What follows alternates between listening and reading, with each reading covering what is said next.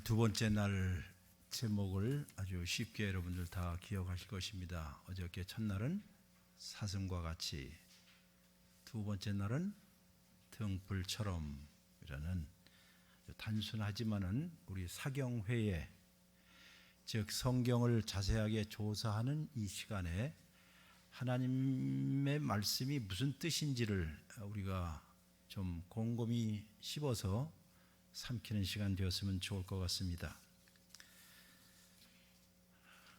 우리가 신앙생활을 하면 교회 왜 가십니까? 라고 물어보면 어느 분들은 설교를 들으러 갑니다 하는 분들이 있어요. 대형교회들은 많은 경우에 그런 교회가 있습니다. 그저 교회니까 가지요. 이 교회에서 내가 오랜 동안 신앙생활을 했으니까 가지요 하는 분들도 있고요. 근데 어저께 제가 개인적인 간증을 했지만은 제가 은퇴한 후에 주일날이 기다려진다 하는 말을 했습니다.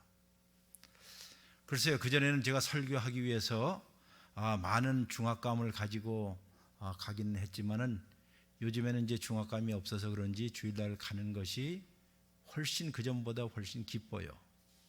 그 이유 중에 하나는 기다리는 마음 때문에 그렇습니다. 목사도 그렇고 또 장로님도 그렇고 누구도 그렇고 여기는 모든 그리스도인이라고 한다면 하나님을 기다리고 하나님의 말씀을 사모하고 배고파야 하고 목말라야 하고, 마치 사슴이 물의 근원을 찾아서 오르는 것처럼 여러분과 저의 영혼들이 주일이 되면 적어도 하나님을 사모하는 마음, 그리고 거기에서 주어지는 그 생수와 같은 그 마음을, 그 물을 먹고 다시 아직도 우리가 걸어가야 할 길이 멀구나 하는 생각을 하고 또 다시 걸어갑니다. 여러분, 엘리야라는 분 기억하실 것이에요. 갈멜산 정상에서 바알의 선지자들과 대결을 벌였던 그 위대한 불의 사자입니다. 그러나 그도 얼마 후에, 그 영광스러운 승리 바로 얼마 후에 이세벨의 서슬퍼런 체포령에 의해서 도망가기 시작했지요. 어찌 보면 참 믿음이 없는 사람 같아요. 도망을 가서 광야로 들어갑니다. 지칠 대로 지쳐서 어느 장소에서 누워서 잠을 자게 됩니다. 성경을 자세하게 보신 분들은 아시겠지만은 하나님께서 천사를 통해서 그를 흔듭니다. 일어나라고요. 일어나라고. 일어나 보니까는 떡 한 조각하고 물 한 그릇이 있었습니다. 먹으라고 그랬어요. 너무나도 피곤하고 고난 나머지 그걸 먹고 다시 또 잠에 듭니다. 얼마 후에 하나님께서 또 다시 그에게 물과 떡을 주어요. 그게 전부입니다. 일어나서 가라. 아직도 내가 가야 할 길이 멀다. 해야 할 일이 앞으로 남아 있으니까는 일어나서 힘을 내라 하고 여러분들이 그 스토리를 그냥 들으셨는지는 몰라도 저는 그걸 들을 때마다 이런 생각이 들어요. 하나님의 능력이 많으신 분이 문제가 있는 저 서슬퍼런 저 못된 이세벨과 같은 그 여자를 하나 처리 못하겠어요? 암에 걸리게 한다든가, 누가 자객이 죽게 한다든가, 여러 가지 일이 있을 텐데도 엘리야는 그 여인의 무시무시한 칙령에 의해서 도망가기 시작합니다. 어찌 보면 여러분의 교회 목사님이 만약 그렇다면 여러분은 어떻게 믿음이 저렇게 없을까? 근데 그 과정 가운데서 하나님이 이 엘리야에게 해주신 것은, 내가 저 이세벨을 처리할 테니까 너 걱정하지 마라, 이런 이야기가 아니라 뭘 줬어요? 떡하고 물 한 그릇 줬습니다. 하나님께서는 문제를 해결해 주시는 분이라고 생각하시면 큰 착각입니다. 우리 많은 그리스도인들이 신앙생활하면서 무슨 문제가 있으면 하나님께서 해결해 줄 것이야 믿습니까? 하면 네, 아멘 하지만은 그렇다고 해서 문제가 해결됩니까? 무조건 해결되지 않아요. 아직도 이세벨은 권좌에 있고 무시무시하게 군사를 풀어서 엘리야를 죽이려고 해요. 그때 하나님이 하신 일은 다른 것 없어요. 떡 그리고 물, 힘을 내라, 다시 일어나라, 아직도 내가 걸어가야 할 길이 멀기 때문이다 하는 말이에요. 여러분과 제가 교회에 나오는 이유가 무엇일까? 교회에 나오는 이유가 무엇일까? 여러모로 생각하겠지만은 저는 그 광경을 보면서 맞아. 아직도 여러분과 제가 가야 할 길이 멉니다. 아직도 신앙의 순례길을 멀리 가야 해요. 온갖 난관들도 있고 힘든 일도 있고 사방이 있어요. 여러분과 저에게 필요한 것이 있다고 한다면 다시 일어나서 걸어갈 수 있는 힘이 필요해요. 저는 한 교회에서 개척해서 20년 동안 목회하면서 교회 표를 딱 하나 정했어요. 교회란 무엇인가? 교회는 천성을 향하여 길을 떠난 순례자들에게 쉼과 힘을 주는 안식처. 그게 제 평생의 목회의 표였습니다. 천성을 향하여서 길 떠난 모든 순례자들, 여러분과 저지요. 혼자 가는 길이 아니라 함께 우리 친구들과 동무들과 순례길을 걸어가서 누군가 연약할 때 서로 격려하고 다시 얼싸안고 다시 일으켜서 얼마나 빨리 가느냐가 중요한 것이 아니겠잖아요. 우리가 그런 말 하잖아요. 인생은 속도의 문제가 아니라 무슨 문제라고요? 이 정도는 다 할 텐데요. 인생은 속도의 문제가 아니라 방향의 문제라고 그러지요. 인생은 얼마나 목적지까지 빨리 가느냐가 문제가 아니라 그 과정이라고 해요. 과정이라고 얘기하죠. 그 과정에 여러분과 저는 함께 길 벗들입니다. 뭐라고 그랬어요? 다 같이 뭐라고요? 길 벗. 한국말 참 좋잖아요. 길 벗. 함께 가는 길 동무들이에요. 바로 옆에 있는 분들이 천성을 향해서 가는 온갖 난관, 신앙의 난관에도 불구하고 내가 걸어갈 수 있는 이유는 바로 내 옆에 있는 사람들 때문이다 라고 생각합니다. 종종 목회자 세미나에 가서 이런 말을 합니다. 여러분들, 우리 목사님들이 해야 할 일이 무엇입니까? 많은 것 중에 딱 하나일 거예요. 그에게 맡겨준 것이 50명이든지 30명이든지 100명이든지 500명이든지 숫자는 상관없어요. 자원을 맡겨준 이 사람들을 요단강 선착장까지 안전하게 인도하여 요단강 선착장에서 인계해 주는 것, 그게 바로 목회자가 하는 일이 아닌가 생각이 들어요. 여러분, 50명을 데리고 50명 다 간 사람하고 10,000명 중에서 2,000명만 데리고 간 사람하고 어느 게 훌륭한 거예요? 생각만 해보세요. 그렇죠. 50명 데리고 한 사람도 낙오되지 않고 함께 요단강 선착장 같이 가서 인계하는 것. 그 이야기는 교회는 신앙 공동체입니다. 철저하게 개인주의화된 이 세상 가운데서 우리가 함께 신앙생활을 한다는 것이 얼마나 중요하다 하는 것을 생각해 본 일이 있어요. 함께 걸어가는 사람들이에요. 하나님께서 그에게 쉼도 주시고 다시 일어나서 걸어갈 수 있는 뭣도 준다고요? 힘도 주는. 바로 그 일 때문에 우리는 정규적으로 교회에 오는 것이에요. 어저께 저녁 때 마틴 루터의 이야기를 잠깐 했습니다. 우리 모든 사람은 다 거룩한 거짓대와 같습니다. 나는 당신이 절실하게 필요합니다. 하나님의 말씀이 없이는 살 수가 없습니다 하는 절박한 심정이 없이는 신앙생활은 아무것도 아니에요. 그래서 우리는 교회에 오는, 주일날 저도 아침에 일어나서 교회 갈 때마다 요즘 기도가 그래요. 하나님, 오늘도 나에게 주실 일용할 양식을 먹고 이 양식으로 쉼과 힘을 얻어서 또다시 거친 세상에서 당당하게 활보할 수 있도록 하나님 은혜를 주시옵소서. 여러분과 저는 은혜 없이는 살 수 없다는 생각이에요. 내 힘으로 사는 것이 아니에요. 바로 이러한 생각을 갖기 시작하면 내가 믿고 내가 알고 있는 하나님이 새롭게 보이기 시작해요. 제가 여기 오는데 멀지는 않아요. 집에서부터 한 13km밖에 안 돼요. 근데 어저께는 1시간 40분 만에 왔어요. 얼마나 막히는지. 자, 여러분이 요새는 어디를 가든지 자동차를 타고 가게 되면 무엇을 세팅하죠? 내비게이션이죠. 내비게이션이죠. 자, 내비게이션을 제일 먼저 세팅할 때 그것을 전문적인 용어로 오리엔테이션이라고 그래요. 아, 오리엔테이션이니까 뭐 대학에 가서 1학년들 OT한다 뭐 이렇게 생각하시겠지만, 오리엔테이션에서는 방향 설정이라는 뜻이에요. 내가 어디로 가겠습니다 하고 오리엔테이션 방향 설정을 해 놓습니다. 그리고 이제 운전을 하고 가요. 신나게 운전하고 가다가 밖에 구경하고 못 하다가 잘못 자기가 빠져야 할 때를 빠지지 못하게 되면 뭐가 생기죠? 소위 말해서 패닉이 생긴 거예요. 아니, 지금 가야 할 시간이 됐는데 이거 시간 늦으면 어떻게? 막 어쩔 줄 모르잖아요. 당황하잖아요.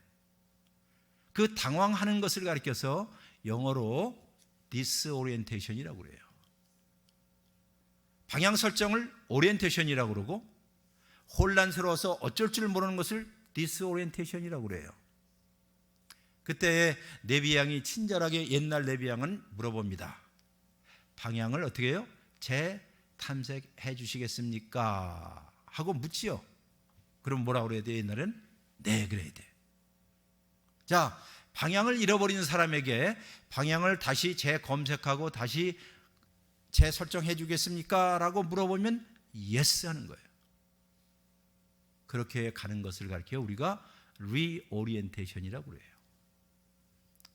아마 간단한 영어에서 orientation, disorientation, reorientation, 이거는 미국의 저명한 구약학자인 월터 브루그만이라는 분이 우리의 인생을 이야기하면서, 시편을 강의하고 인생을 얘기하면서 이런 말을 아주 잘했어요.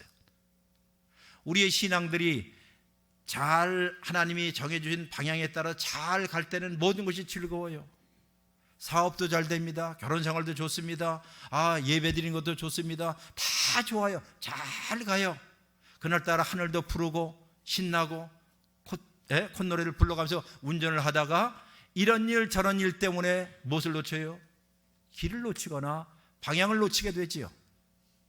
갑작스럽게 비가 온다든가, 혹은 가정에 풍파가 온다든가, 시험이 온다든가, 또 인간관계가 깨어진다든가, 이런저런 일 때문에 갑작스러운 일이 생기게 되면 패닉이 생기고 어쩔 줄 모르고 당황스럽게 되고, 그때 우리는 무엇을 해요? 길을 잃어버려요. 길을 잃어버려요. 바로 그때 디스오리엔테이션 되었을 때, 혼란스럽기 시작할 때, 바로 그때서부터 기도라는 것이 가능한 것이에요. 많은 경우에 기도는 바로 이때 생깁니다. 참 힘든 일이 있을 때, 건강에 문제가 생길 때, 가정에 파탄이 있기 전에, 혹은 자녀들이 어려운 일을 겪을 때에, 사업에 지금 심각한 고민이 생겼을 때에, 인간관계가 깨어지기 시작할 때, 그때 여러분과 제가 못해요? 기도하기 시작하는 것이에요. 그게 진짜 기도입니다. 그냥 대충 하는 기도 말고요, 절박한 기도라는 게 있잖아요. 절박한 기도를 들을 때 하나님, 저에게 다시 방향을 설정해 주십시오 라고 이야기해요. 이런 일들을 반복하는 것이 바로 예배 행위입니다. 여러분들이 교회에 와서 하나님의 말씀을 통하여서 오리엔테이션을 받습니다. 이 길로 가세요. 하나님의 말씀이 우리에게 이야기합니다. 이렇게 저렇게 쭉 이야기합니다. 귀담아 듣습니다. 그리고 그 말씀대로 살려고 하다가 예기치 않게 여러 가지 풍파들이, 어려운 일들이 있을 때 우리는 혼란스러워서 어쩔 줄 모를 때, 그때 또 다시 못하죠? 무릎 꿇어 기도합니다. 찬양할 때도 있지만 무릎 꿇어 간절히 기도를 합니다. 하나님하고.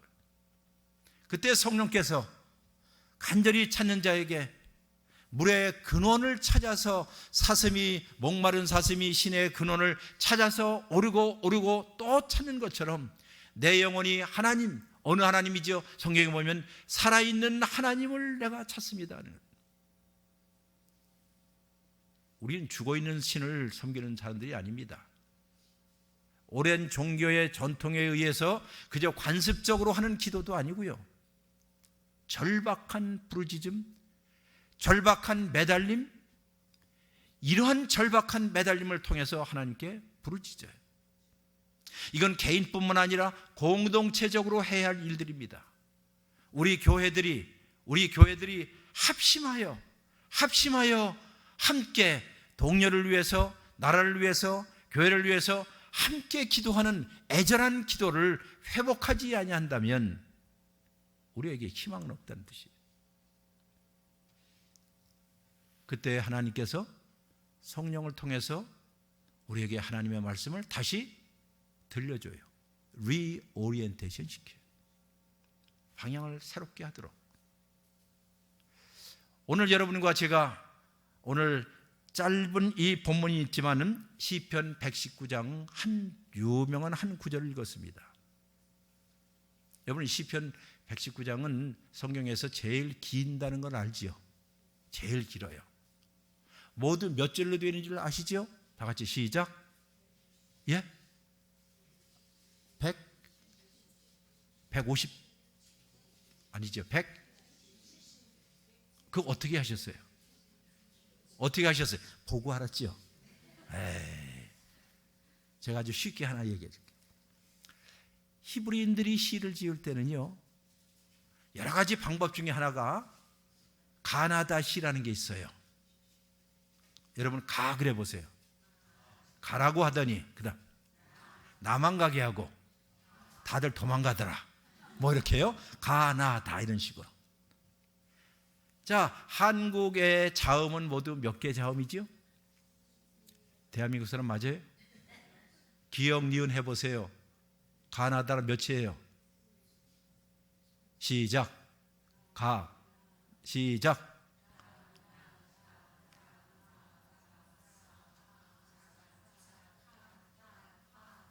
모두 몇 개 자음이에요? 14개 자음이에요.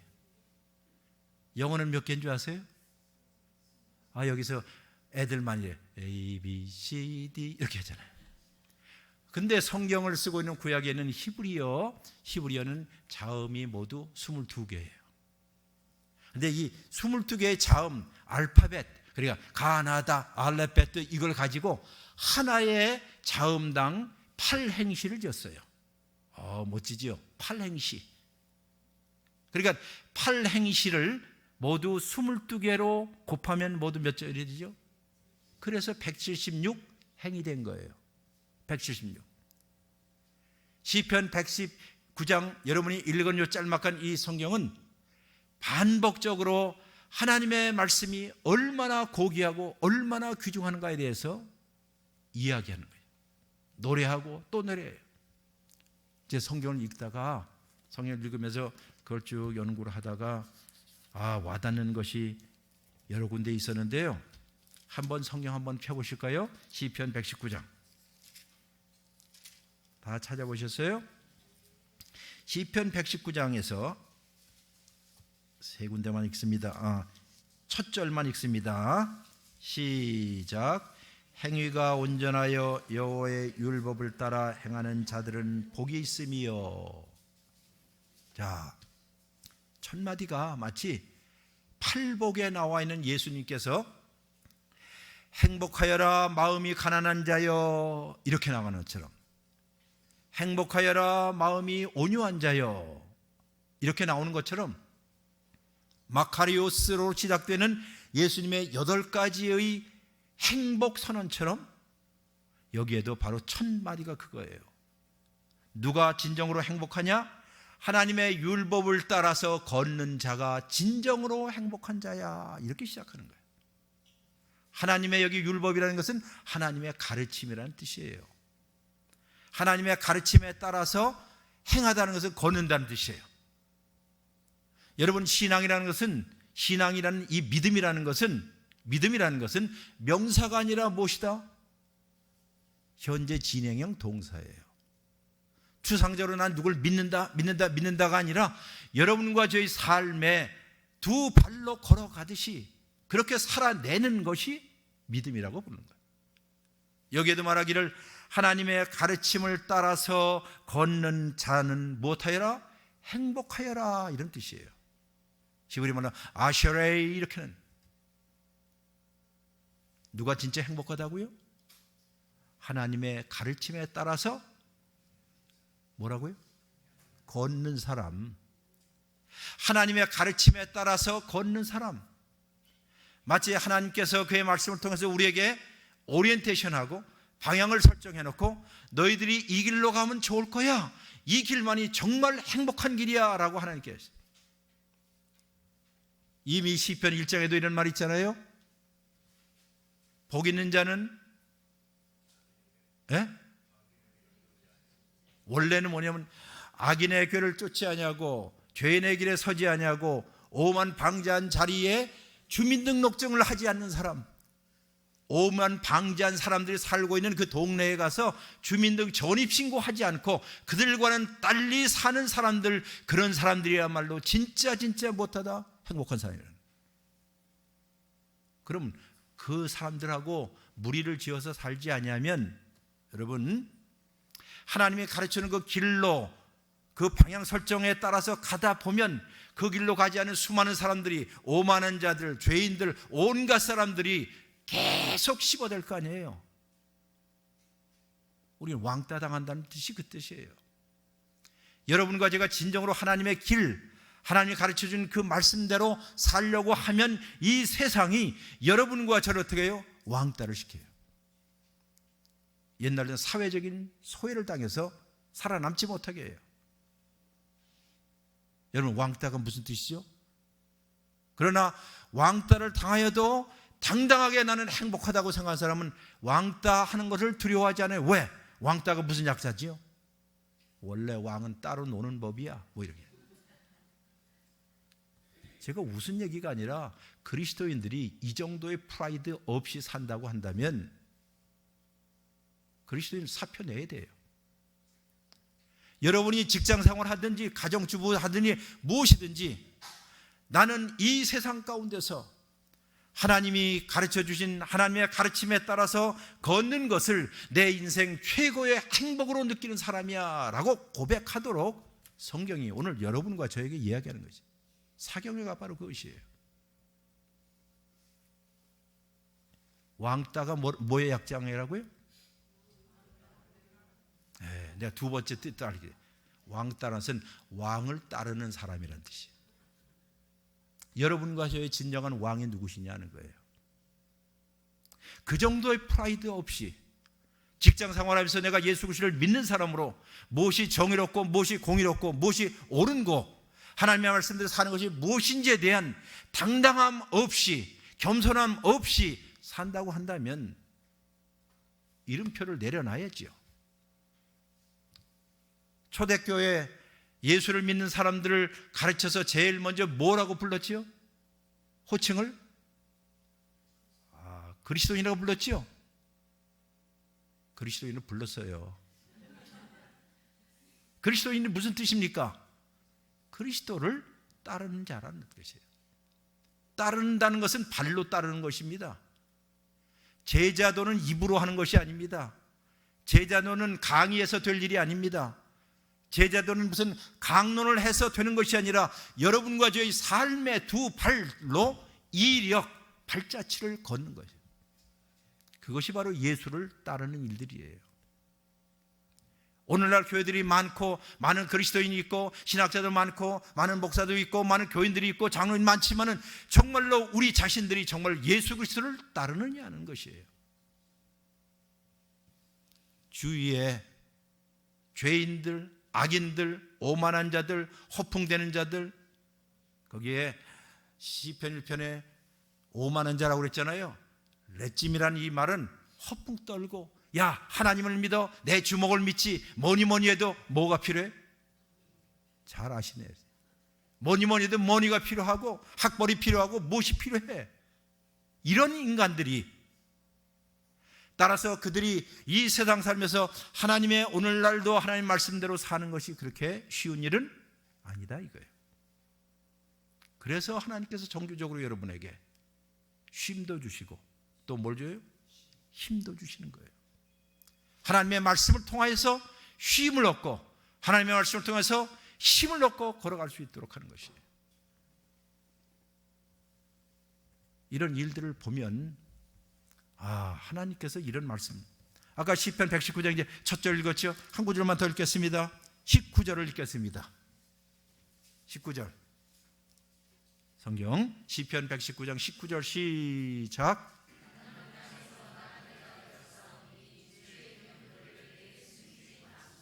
이 땅에서 뭐가 되었다고요? 나그네가 되었대요. 이 주제는 내일 더 설교할 것이에요. 외국인 거주자처럼 나그네처럼. 다시 말해서 여기에서 이 세상 살면서 여러분들은 이 땅이 우리의 영원한 집이 아니라는 사실들을 알고 있기 때문에 본향을 위해서 본향을 향하여서 길을 찾아 나선 순례자들 아니에요. 그럼 여기 나그네라는 것은 그 땅에 땅을 소유할 수 없기 때문에 정착할 수 없도록 수많은 사람들이 어려움 겪는 사람이에요. 여기에서 이 분이 뭐라 그래요? 나는 이 땅에서 나그네가 되었으나 주의 계명을, 여기 주의 말씀을, 주의 가르침을 내게 숨기지 마십시오. 나에게 좀 보여주세요. 내가 어느 길로 가야 하는지 주님 나를 불쌍히 여겨주시고 나를 안내해 주십시오 하는 고백이에요. 이게 기도가 아니겠습니까? 또 한 번 보겠습니다. 54절 보겠습니다. 54절 시작.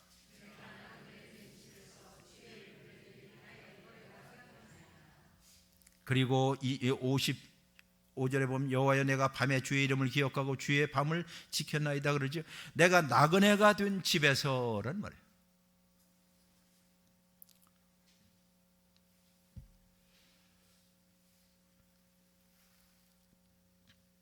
나그네가 된 집에서 주의 율례가 주의 가르침이 나의 무엇이 되었다? 노래가 되었다. 여러분 찬송가 가운데 이런 찬송가 있지요? 어느 찬송가지요? 혹시 아는 사람? 이 찬송, 이 구절을 딱 보면 떠오르는 찬송가 있지요? 내 노래 되었네. 무슨 노래예요? 어떻게? 예? 예? 예. 1절만 부르고 시작.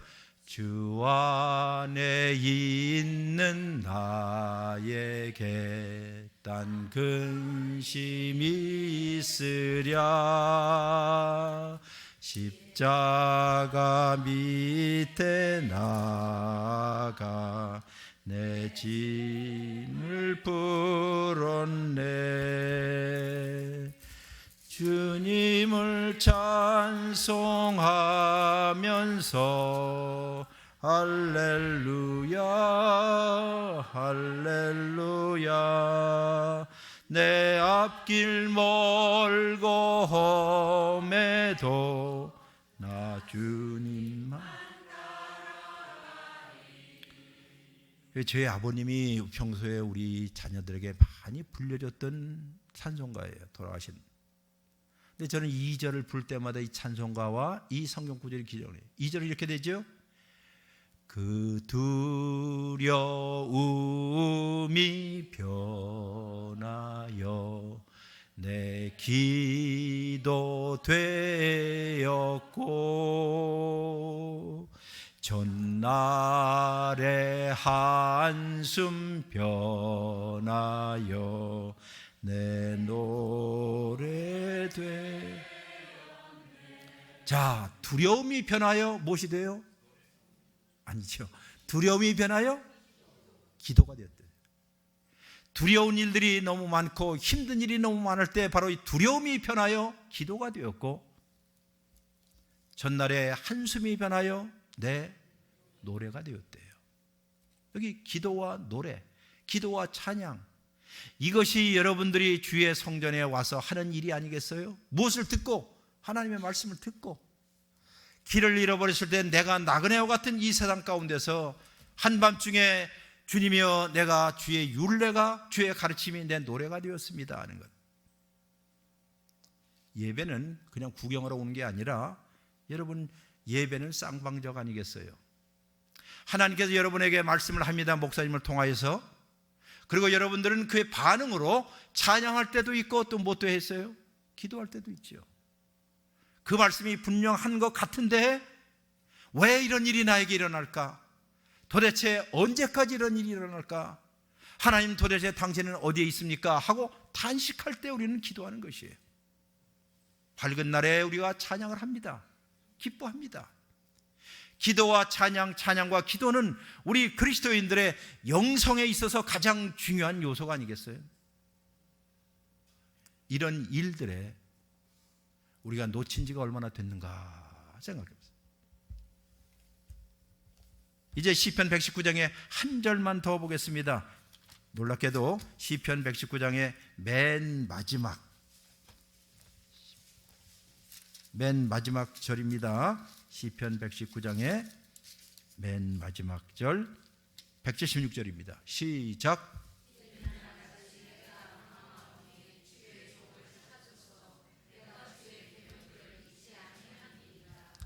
예, 제가 이걸 읽으면서 제일 처음에 진짜 행복한 사람은 하나님의 가르침에 따라서 걷는 사람입니다 라고 해놓고 중간에 나는 누구와 같아요? 나그네와 같습니다. 왕따를 당합니다. 힘든 일이 있습니다. 그러면서도 내가 한밤중에 주님을 찬양합니다. 나의 두려움이 변하여 기도가 될 때가 있을 것이고 나의 전날의 한숨이 변하여 노래가 될 때 있습니다. 아직도 가야 할 먼 길, 신앙의 길, 나로 하여금 지치지 않게 하여 주시고 나와 함께 가는 우리 동료들, 친구들, 길벗들 한 사람도 낙오됨이 없이 같이 가게 해 주십시오. 이게 진짜 멋진 기도예요. 그것이 내 옆에 있는 아내일 수도 있고 남편일 수도 있고 내 자녀일 수도 있고 누구든지 좀 느리게 가면 어때요? 빨리 가는 게 장수가 아니에요. 느리게 가되 함께 갈 수 있도록 함께.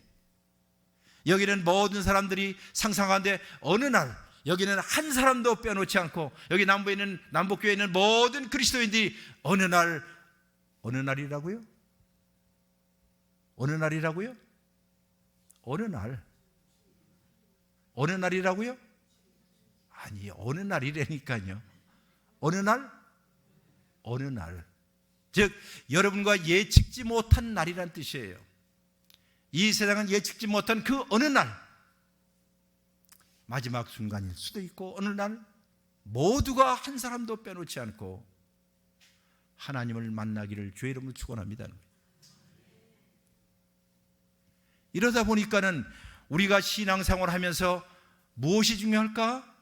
바로 주의 말씀은 내 발의 등이요 내 발의 빛입니다 하는 말씀. 이게 시로 되어 있기 때문에 여러분이 시적인 감각을 다시 한번 깨우쳐 주기 위해서 자, 한번 들어보세요. 주의 말씀은 내 발의 등이요 내 길의 빛입니다. 이걸 합하면 무슨 뜻이에요? 주의 말씀은 지금 영혼이 가출하신 상태는 아니죠? 다시요. 두 개의 시연으로 되어 있기 때문에 시행이기 때문에 주의 말씀은 내 발의 등이요 주의 말씀은 내 발의 빛입니다. 그럼 둘을 합치면 주의 말씀은 그렇지요. 잘하시네. 뭐라고요? 등불이에요. 등불.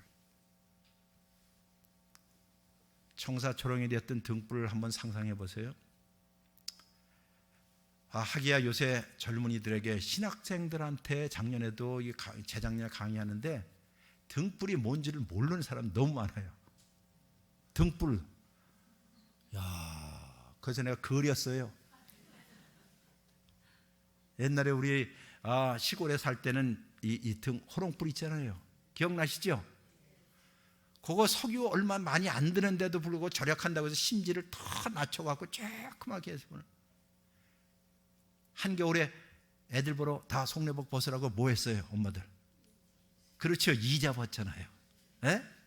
바느질하고 이 잡고 그렇게 조금 좀 괜찮은 집에서는 호롱불이 남포불 있잖아요. 호야를 닦고 추운 겨울날 응? 자, 그런 등불을 한번 생각해 보세요. 주의 말씀은 등불이다 하는 것이 여러 가지 의미가 있겠지만은 등불을 들고 있으면 50m, 100m 전방까지 비친다 안 비친다? 예? 생각 좀 하고 하세요. 자, 등불을 들고 가면, 캄캄한 밤에 가면 저 50m, 100m까지 보인다, 안 보인다? 안 보이지요. 어디만 보이지요? 자기 바람만 보여요. 그러나 여러분들이 그 등불을 들고 있고 등불을 갖고 걷는 동안, as long as you carry the lamp, 들고 가면 조금씩 이럴 때 부르는 찬송가가 있어요. 무슨 찬송가일까요? 옛날 옛적 저기 평양에서 안희숙 여사 그 사모님이 불렀던 노래, 내일 일은 난 몰라요. 아셔요? 첫 줄만 한번 읽어보죠. 한번 생각하면서, 내일 일은 난 몰라요, 하루하루 살아요, 불행이나 여행함도 내 뜻대로 안 돼요, 만기길 가고 가도 끝이 없고 손해요, 주님 내 손 잘 밟으사 봐주소서, 내일 일은 난 몰라요, 왕래일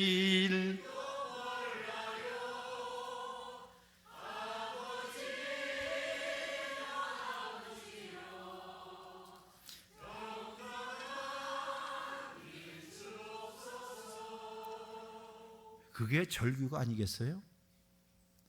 여러분이 내일 일을 어떻게 합니까? 제가 모레 일을 어떻게 합니까?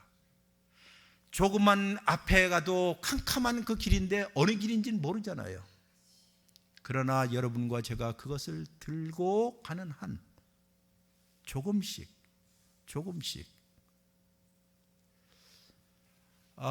미국의 흑인 여가수 가운데, 복음성가 가수 가운데 제가 좋아하는 랜달이라는 이 여가수가 부른 노래가 One Day at a Time이라는 노래가 있어요. 집에 가서 관심 있는 사람 한번 들어보세요. One Day at a Time은 매일같이란 뜻이에요. 어느 날 매일같이. 여러분과 제 신앙이라는 것은요, 뭐 부흥회한다, 사경회한다 해서 일주일치 한꺼번에, 1년치 한꺼번에 먹는 게 아니지요. 매일같이 먹는 거예요. 매일같이 양식을 먹어야 돼요. 여러분의 자녀들에게 우리가 음식 먹는 걸 가르쳐 줬잖아요. 편식하지 말아라. 편식하지 말아라. 또 못하지 말래? 폭식하지 말아라. 오늘날 현대 그리스도인 가운데서 편식하는 사람도 많고 폭식하는 사람도 많고 아예 그냥 다이어트를 너무 많이 하는 사람도 있어요. 교회에 여러분들이 정규적으로 오는 이유 중에 하나는 하나님의 말씀을 정규적으로 먹기 위해서예요. 하나님께서 신실하셔서 이스라엘 백성들 광야에 사는 날 동안에 먹을 것이 없고 아무것도 심을 것이 없는 그 광야 가운데 하나님께서 뭐를 주셨어요? 뭘 주셨어요? 다 같이 뭐요? 만나가 무슨 뜻이에요? 만나가 히브리어입니다. 한번 오늘 히브리 하나 알게 돼? 자, 만후. 다 같이 만후. 원래 히브리어는 만후예요. 근데 영어 발음하는 사람이 만후하다 만나가 돼버린 거예요. 뭐라고요? 만후. 만이라는 것은 무엇이냐? 후는 이것이에요. What is this? 이게 뭐냐예요. 한번 질문합니다. 광야에서 먹을 것이 없는 이들에게 하나님께서 하늘의 천사들이 먹는 양식과 같은 것을 주셨어요. 그들이 그것을 처음에 받자 이게 무엇인지를 몰라서 뭐라고 불렀다고요? 이게 무엇이냐? 히브리어로 만후예요. 한번 이제 그다음 질문입니다. 질문 잘 들으셔야 돼요. 이게 무엇이냐는 무슨 문입니까? 국어에서 무슨 문? 예? 그럴 줄 알았어요. 곰곰이 생각하면 의문문이 아니라 감탄문이에요. 이 세상 살면서 우리는 이런저런 이유 때문에 이게 뭐야, 이게 뭐야, 이게 뭐야 할 때가 많이 있어요. What is it? 왜 나에게 이런 일이 옵니까? 저런 일이 옵니까? 라고 할 때도 있어요. 그러나 근본적으로 우리 그리스도인들은 주어진 만나의 의미는 사실상 질문과 같은 뭐예요? 감탄문이에요. 이게 웬? 이게 웬? 한국말로 이게 웬? 그렇죠. 이게 웬 떡입니까? 이게 웬 은혜입니까? 내가 심지도 않고 내가 거두지도 않고 아무것도 하지 않았는데 광야에서 하나님께서 우리에게 먹을 것을 주셔? 입을 것을 주셔? 광야 학교에 입학한 하나님의 백성들은 40년 동안 이렇게 하나님의 은혜, 무엇으로 표현할 수 없는 은혜, 어메이징 그레이스라고 불렸던 놀라운 은혜를 받고, 어느 사람은 그걸 갖다 어처구니 없는 은혜래요. 말도 되지 않는 은혜 아니에요? 하나님께서 하늘에서 만나를 주셔요. 이게 웬 은혜입니까? 여러분이 아침마다 일어나서 창문을 열고 아침을 시작할 때 찡그린 얼굴이 아니라 하늘을 쳐다보면서 오 만나라고 한번 해보세요. 뭐라고 한다고요? 오 만나. 오 이게 웬 은혜입니까? 왜? 삶은 하나님이 주신 선물이에요. 매 순간순간마다 하나님께서 여러분과 제가 주신 생명이라고 하는 이 은혜를, 생명이라는 선물을 우리에게 주신 것이에요. 우리는 매일같이 어떻게 해요? 받는 것입니다. 내일 또 받을 것이라고 여기서 보장할 사람이 있어요? 없어요. 내일 제가 이 자리에 다시 올 거라고 개런티 합니까? 아무도 못해요. 오로지 누구만? 하나님께서. 하나님의 은혜로 여러분과 제가 여기 서 있는 거고, 하나님의 은혜로 지금 여기가 여러분이 앉아 있는 거고, 저도 여기 서 있는 것이.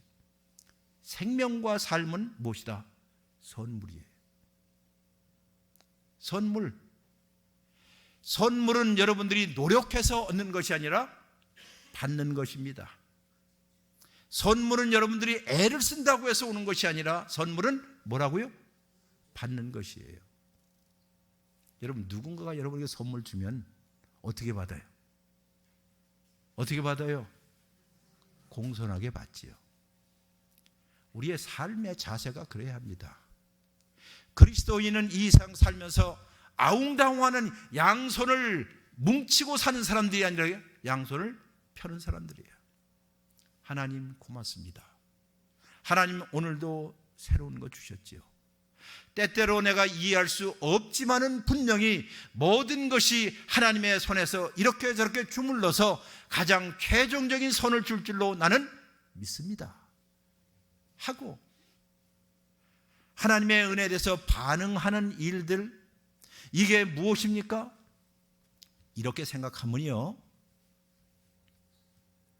성경 보면 만나는 어디에 있었죠?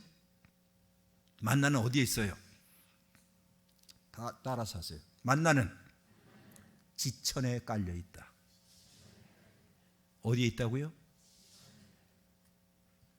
여러분과 제가 우리의 영혼의 눈을 떠서 매일같이 어디를 봐도 하나님의 은혜의 손자국들은 사방에 있어요.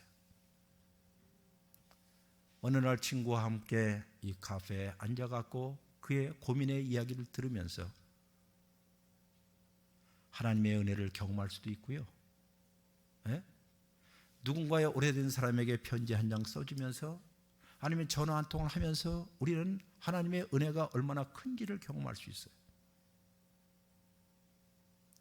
흘러가는 시냇물을 보면서 하나님을 찬양할 수도 있고요. 이름 모를 꽃들을 보면서 우리는 꽃이 나를 향해서 설교하는 하나님의 음성을 들을 수 있어요. 무슨 설교죠?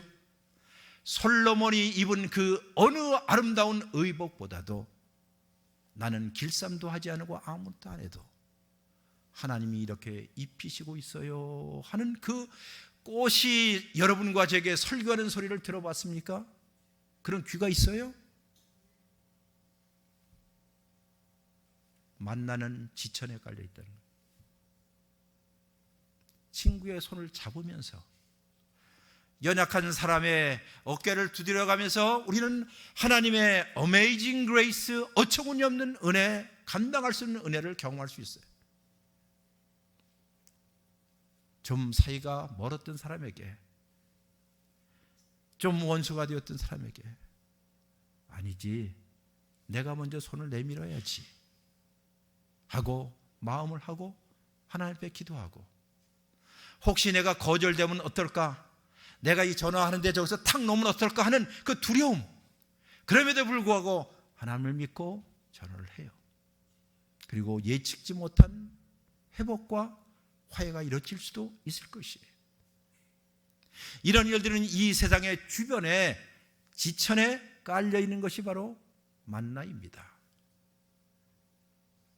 우리는 하나님께서 우리에게, 여러분에게 오늘 아침에, 오늘 여기 있는 것처럼 하나님의 말씀은 내 발의 등이요 내 길의 빛입니다, 등불입니다 라고 했을 때 이걸 놓치지 마세요. 그리고 걸어가세요. 아까 얘기하다가 우리 최초의 사람들이 그리스도인이라고 그랬죠? 그랬잖아요. 안디옥 교회, 안디옥에 있는 다른 사람들이 저 사람들 보니까는 예수를 따르는 사람이야. 놀랍게도 여러분 아시다시피 예루살렘에 있는 사람들이 얘기하는 게 아니라 저기 시리아 안디옥에 있는 이방 땅에 있는 사람들이 최초의 예수 믿는 사람 보고 저 사람 정말 그리스도인이네, 그리스도를 따라다니는 사람이네, 그리스도를 추종하는 사람이네. 근데 그 말이 있기 전에 있습니다. 사도행전 9장에 보면요, 최초의 예수를 믿었던 사람들을 가리켜서 그 도의 사람들이라고 그랬어요. 한번 다 같이, 그 도의 사람. 무슨 도자지요? 길도자입니다. 그 길의 사람이란 뜻이에요. 이것이 초대교회 최초로 사람들에게, 예수님을 믿는 사람들에게 붙여졌던 영광스러운 명칭이 바로 그 길의 사람들이에요. 여러분과 저는 다 어디예요? 길의 사람들이에요. 누가 길이죠? 누가 길이죠? 예수님께서 그랬잖아요. 내가 곧 길이요라고 하셨던 그분, 내가 곧 길이요, 내가 진정한 참이요, 내가 생명이라고 불렸던 그분, 그분을 따라가는 것이야말로 진짜 예수 믿는 거 아니에요? 그것이 비록 십자가의 길이라 할지라도 우리는 믿습니다. 십자가 너머에 부활과 영원한 생명이 있다는 것 사실들. 그러니 우리가 이 세상 살 때 이 세상 사람들은 감당하지 못하는 사람들이라고 부르는 거예요. 이 세상 사람들, 아까 그랬잖아요, 왕따를 당하고 이 세상에서 저거 해도 우리는 왕을 따르는 사람이야. 당당하게. 간혹가다 제가 목회할 때요, 성찬식을 할 때, 성찬식 하잖아요. 하지요, 여기도요. 네, 성찬식 하면 떡도 주잖아요. 좀 불만도 있게 좀 많이 주지, 그래 조금 주는지. 네, 떡 주죠. 그리고 또 뭘 드시죠? 잔도 분잔하잖아요. 분잔할 때 저는 모든 교인들에게 다 잔을 들라고 그래요. 그리고 함께 건배를 하여야 할까요? 건배. 우리는 잔이니까 건배할 거 아니에요. 건배를 시켜요. 뭐라고 할까요? 한번 라틴어로 한번 여러분 알려줄게요. 자, 한번 이렇게 들었다 생각하시고, 자, 제가 이제 이야기하면 여러분들 따라서 하세요. 건배할 때요, 프로레게. 다시요, 프로레게. 이 말이 묵는관이 왕을 위하여라는 뜻이에요. 왕을 위하여. 초대교회에서도 유명한 말입니다. 왜냐하면 시저가 우리의 왕이 아니고, 세상의 권력이 우리의 왕이 아니고, 세상의 학벌이 우리에게 왕이 아니고, 세상의 돈이 우리의 왕이 아니라 우리를 지배하고 우리를 다스릴 분 누구예요? 예수 그리스도밖에 없습니다 하는 것이 초대교회 아니에요? 더 이상 시저가 아니라 그리스도입니다. 더 이상 바알이 아니라 여호와입니다. 더 이상 바로가 아니라 야훼입니다 라고 고백했던 사람들이에요. 그렇다면 오늘날도 여러분과 제가 당당하게 뭐라고 외쳐요? 누구를 위하여? 왕을 위하여 라고 외치는 거예요. 소름이 끼칠 정도로. 예? 우리 그리스도인들이 이 정도의 프라이드, 이 정도의 자긍심, 그 자긍심의 근원은 누구로부터 날 거예요? 하나님으로부터 오는 것이. 목마른 사슴이 시냇물을 찾기에 갈급한 것 같이 내 영이 누구를? 내 영이 내가 누구를? 살아계신 하나님이라. 죽은 하나님이 아니라 지금도 활동하시고 지금도 우리 가운데 오시고 성령님을 통해서 여러분의 마음을 감화시키고 우리로 하여금 개종하게 하고 회심하게 하고 뒤집어 엎게 하고 회개케 하시는, 그리고 나를 따르라 하는 그 말씀에 우리의 삶을 걸고 가는 사람들이 그리스도인들이에요. 길, 내가 곧 길이라고 했던 그분, 그 길을 가는 것, 그것이 바로 십자가의 길이지만 십자가 너머에 반드시 무엇이 있어요? 영원한 생명이 있다는 것을 믿기 때문에 우리는 이 세상에서 어떠한 일을 당하여도 인내합니다. 이제 성경 한 구절 보겠습니다. 어디를 볼까요? 두 번째 성경이었어요. 예? 로마서 15장. 무엇이든지 전에 기록한 바는, 이게 지금 로마서기 때문에요. 여기서 전에 기록했다는 건 어디를 가리킬까요? 구약 성경이에요. 상상해 보세요. 사도 바울께서 로마에 있는 그리스도인들에게, 얼마 되지 않은 그리스도인들에게 이야기합니다. 로마 교회는 사도 바울이 개척도 하지 않고 아직 보지도 못했던 교인들이에요. 근데 거기에 민들레 씨앗이 뿌려져서, 복음이 뿌려져서 숨어서 예수 그리스도를 믿는 교인들이 있었어요. 많지도 않아요. 가정교회이기 때문에. 여러분, 주후 313년 이전까지 300년 동안 교회당이 없었던 사실을 기억하십니까? 교회당 없었어요. 교회당 없이도 신앙이 가장 강성했을 때가 그때였어요. 오늘날 교회당이 있기 때문에 천만에요.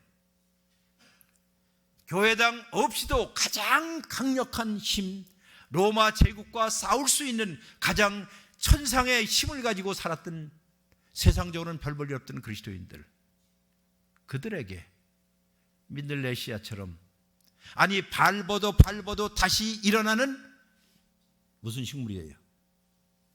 생명력이 가장 강한 식물이 뭔지 아세요? 저는 민들레인 줄 알았어요. 그때 우리 교회에 생물학 박사님, 식물학 박사님 장로님인데 나하고 동갑인데, 어느 날 제가 이 설교를 했더니 어느 날 조용히 나서 목사님 저하고 산보해요 하다가 딱 나가다가 서울대공원 이렇게 걷다가 목사님이 보이죠? 길거리 바로 뭐예요? 질경이가 가장 번식해요. 밟으면 밟을수록 어떻게 해요? 번식하는 거예요. 하나님의 백성들이 그래야 돼요. 예? 그냥 조그만 마음만 상하면 뭐 교회 나오니 안 나오니, 조그만 뭐 하면은 치워버려요. 그래. 예? 강인한 신앙을 가지고 박해와 압제 가운데서도 번성했던 것이 바로 그리스도인들이에요. 초대교회가. 아니면 출애굽기 1장 2장에서도 얘기했잖아요. 안 했나? 여기 안 했군요. 출애굽기 1장 2장에 그런 바로의 모진 학대와 압제에도 불구하고 다시 생육하고 번성했던 것이 바로 하나님의 백성들이에요. 옛날서부터 이런 근력들이 강한 사람들이었어요. 아시게도 요즘 여기 우리 교회 교인들 말고 저쪽 가면 너무 근력이 약한 그리스도인이 많아요. 뭐 별거 아닌 조그만 거 갖고 그냥 해서 뭐 교회를 나오니 어떠니 네가 어쩌니 뭐 주방에서 또 싸움하다가 또 이러니 저러니 뭐 네가 에? 여러분, 우리는 어저께 말한 아드 폰테스 본질로 돌아가서 복음이 무엇인가, 우리가 믿는 하나님이 어떤 분인가에 대해, 여기 사도 바울이 이런 말 쓰고 있어요. 무엇이든지 전에 기록한 바는 구약성경 전체는 그 뜻이에요. 창세기부터 말라기까지 거기에 이스라엘의 신앙의 역사도 있고요, 아브라함의 이야기도 있고 뭐 요셉의 이야기도, 온갖 이야기, 방탕한 이야기, 즐거운 이야기, 믿음의 이야기, 뭐 배신, 온갖 이야기는 왜 여러분이 성경을 읽느냐 하는 것이, 그것은 우리의 무엇을 위해서요? 우리의 교훈을 위해서. 여기 우리에게 가르침이라는 뜻이에요. 우리의 가르침, 우리를 지시해주고 가르쳐주고 안내해주기 위하여서 무엇이 있다? 구약성경에는 모든 기사가 있다. 또 있습니다. 위하여 기록한 것이니 우리로 하여금 무엇이요? 인내. 다시 말해 견디라는 뜻이겠지요. 네? 견디는.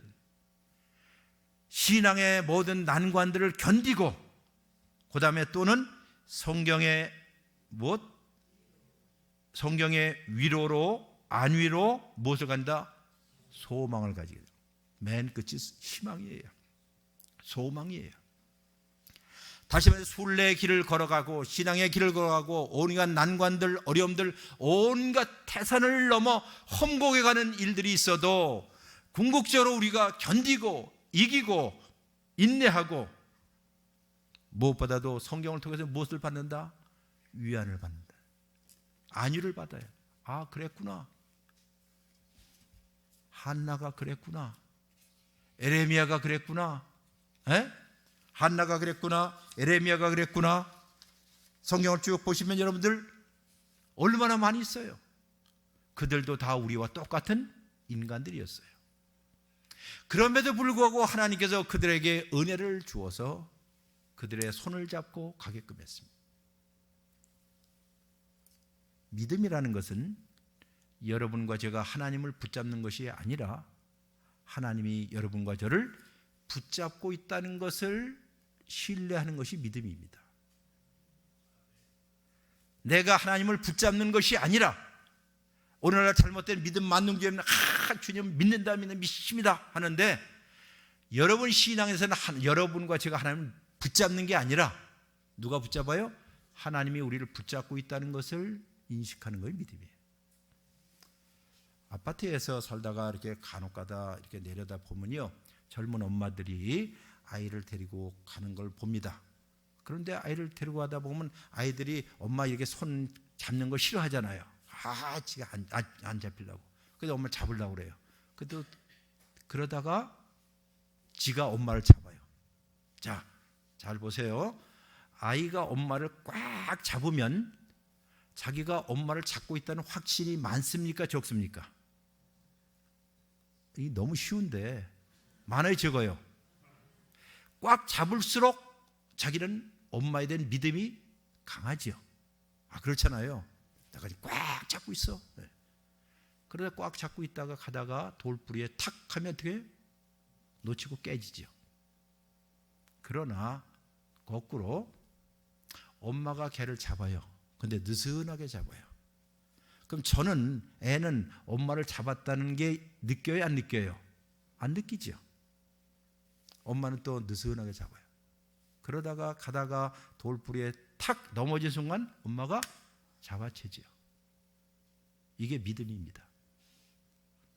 믿음은 내가 하나님을 붙잡는 것이 아니라, 더 로마서 쪽으로 얘기하면 우리가 아직도 죄인 되었을 때, 우리가 아직도 연약할 때, 우리가 아직도 하나님과 원수 되었을 때, 하나님을 알지 못하고 있었을 때 하나님께서 먼저 우리에게 찾아오셔서 우리를 잡으시고 내가 너를 사랑한다 라고 이야기한 것, 그것을 믿고 기대는 것이 바로 뭐라? 믿음이라고 부르는 것이에요. 마지막으로 한 가지 더 하겠습니다. 이렇게 성경이 우리에게 희망을 주고 위로를 주는 이유는, 성경에 이런 말이 있어요. 믿음의 주요 온전케 하시는, 대답 안 하면 부흥이 안 끝납니다. 믿음의 주여 온전케 하시는 예수를 바라보자, 그런 말이 있죠. 자, 그 말을 잘 보세요. 사경이니까는 믿음의 뭐요?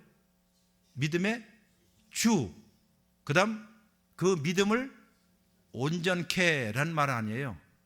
그럼 온전케는 완성시킨다는 뜻 아니에요? 그럼 앞에 있는 믿음의 주라는 것은 다른 말로죠, 시작자라는 뜻이거든요. 아, 믿음을 시작하고 그 믿음을 완성시키는 분이 누구다? 예수님이라. 믿음은 우리로부터 시작하는 것이 아닙니다. 그래서 그 영어 성경은 아주 재밌게 해요. 그 믿음의 주라고 생각할 때, 믿음의 주라고 할 때 그 주자를 author, 즉 저작자라고 해요. 믿음을 시작한 분. 그러고 보니까 이제 어렸을 때 이야기 하나만 하겠습니다. 저는 저기 이게 서울 영등포 양평동에서 태어나서 양평동에서 옛날에 일산가옥 아시죠? 일산가옥. 겨울에 여름에 비가 탁탁탁 오면 빗방울 떨어지고. 근데 아마 제가 한글을 배운 것은 성경을 통해서 배웠는데요. 우리 아버지가 공책을 사다 줬어요. 한글 띠라고. 그럼 이제 시각구 네모단 거 있잖아요. 거기다가 기역, 니은, 디귿 쓰는 거 아니에요. 옛날에는 안전뱅이 책상에다가 딱 앉혀놓고, 지금 생각하니까 한 4살 정도 됐을 것 같아요. 내가 4살 정도 돼서 딱 앉아갖고 이제 거기 글 쓰는데, 어느 날 아버지가 직장 갔다가 저녁 때 돌아오셨는데, 그날따라 비가 졸졸 내리는 소리가 밖에서 들리고, 아버지가 돌아왔는데 나는 책상 앞에 앉아서 안전뱅이 책상 안에서 몽땅 연필 하나 갖고 이렇게 쓰고 있는 그때 아버지가 들어오더니 제 뒤로 와서 아들을 딱 저를 잡는 거예요. 그때 그 느낌이라는 게 참, 이거 이호석의 메밀꽃 무렵에 나오는 그 한 장면하고 똑같아. 아빠가 나를 딱 잡는데 포근함을 느꼈는데요, 아빠가 제 이 조망 많은 손을 딱 잡아요. 그리고 같이 글씨를 씁니다. 기억을 쓰는 대로 이렇게 쓰다가 바깥으로 나갈 수 있잖아요. 삐뚤어 나가려면 아빠 탁 잡고 이렇게. 또 그 다음 칸에 니은 썼어요. 맨 끝까지 썼어요. 누가 썼지요? 누가 썼지요? 뭘 아버지가 썼어요? 내가 썼나요? 아버지가 썼나요? 참 신비로워요. 쓴 거 보면 분명히 삐뚤빼뚤해요. 그래도 그 가운데다가 그걸 다 집어넣었어요. 이렇게 해서 내가 기억력을 배웠어요. 그렇게 해서 성경을 보고 성경을 쓰기 시작했어요. 어렸을 때. 그러면서 성경을 보면서 믿음의 주라는 게 바로 이거구나. 내 믿음을 시작하는 분이 누구라고요? 하나님이 내 손 잡고 지금 써줘요. 여러분과 저의 인생을 마치 소설이라고 생각해 보세요. 챕터 1, 챕터 2, 챕터 3, 챕터 5, 챕터 5, 챕터 6 이렇게 1장 2장 쭉 해서 어렸을 때 지금 쭉 써내려갑니다. 맨 마지막에 뭐예요? 피어리어드, 마침표를 찍을 때까지 이것을 쓰시는 분이 누굴까요? 우리의 주님이라. 누구와 함께? 나와 함께. 어느 1장에서는 힘든 일도 있어요. 3장에서는 결혼이 깨지는 일도 있어요. 4장에서는 아이를 유산하는 일도 있어요. 5장에서는 사업이 파산되는 일도 있어요. 온갖 일들. 멋진 글이라는 것은 원래 복선도 있고 굴곡도 있고 기승전결도 있잖아요. 명작을 써내려가요. 누가? 하나님이 나와 함께. 제1장. 그리고 어느 순간 맨 마지막에 가서 내 인생의 챕터를 딱 덮는 마지막 순간, 피어리를 찍는 순간, 그때 To be with the Lord, 내가 누구와 함께요? 영원히 주와 함께 있을 것이에요. 이것이 주의 말씀대로 살고 주의 말씀이 내 발의 등이요 내 길의 빛입니다라고 고백했던 나그네가 된 이 세상 가운데 그리스도인들이 고백하는 이야기인데요. 여러분들이 신앙의 지금 어느 챕터를 쓰고 있는지는 전 잘 몰라요. 어느 분은 굉장히 눈물로 쓰고 있는 장이 있을 수도 있을 것이에요. 어느 분은 기뻐서 노래를 지금 작시하고 있는 분도 있을 것이에요. 그러나 이렇게 됐든 저렇게 됐든 그 과정 가운데서 함께 하시는 분 누구요? 하나님이, 예수 그리스도께서 지금부터 세상 끝날까지 여러분과 함께 있기를 주의 이름으로 축원합니다. 기도하십시오. 자비로우신 주님 감사합니다. 주의 말씀은 내 발의 등이요 내 길의 빛입니다 라고 고백했던 한 나그네의 고백처럼 우리도 하나님의 말씀을 통하여서 궁극적인 소망과 희망을 품고 이 세상에서 당당하게 살 수 있도록 축복하여 주옵소서. 예수 그리스도 이름으로 기도했습니다. 아멘.